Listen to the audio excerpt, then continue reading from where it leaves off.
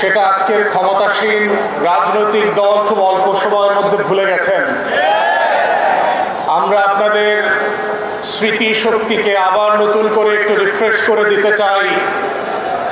আপনারা দয়া করে জুলাইয়ের স্লোগানগুলো আবার নতুন করে শুনবেন। দেয়ালে দেয়ালে আমাদের শহীদেরা রক্ত দিয়ে যেই স্লোগানগুলো লিখে দিয়েছিল, যেই আগামী বাংলাদেশের বুনন তৈরি করেছিল, সেগুলো আবার নতুন করে বিমানে যেতে যেতে মোবাইলে শুনবেন এবং পড়বেন। স্মৃতিভ্রম এমন একটা জিনিস, ক্ষমতার ছানিতে সেটা চোখে পড়ে না, এবং চোখে না পড়তে পড়তে ছানিটা এত মোটা হয়ে যায়, দিন গুনতে গুনতে মনে হয় আবারও নির্বাচনের তারিখ চলে এসছে।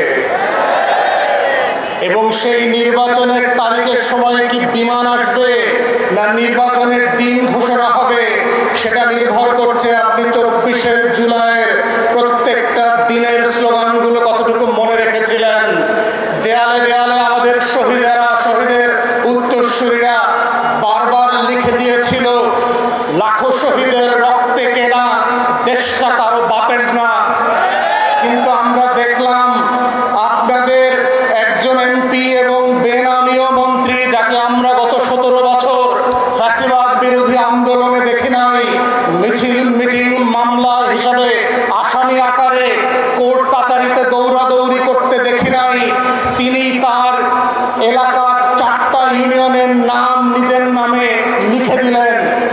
বাত ব্যথা, প্যারালাইসিস কিংবা আর্থ্রাইটিস, আধুনিক ফিজিওথেরাপি ও পুনর্বাসন চিকিৎসায় নির্ভরযোগ্য নাম ডিপিআরসি। ওইটাই কিন্তু হাসিনার পতনের শুরু হয়েছিল, মনে রাখেন।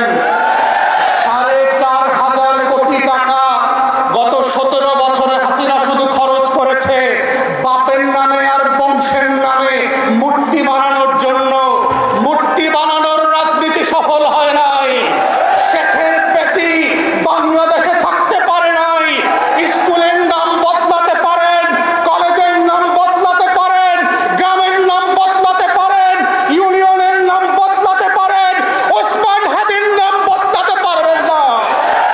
লাখো শহীদের রক্তে কেনা দেশটা কারো বাপের না, প্রধানমন্ত্রীর না, শাহ আলমের কাছেও বাংলাদেশ বিক্রি করে দেওয়া হয় নাই।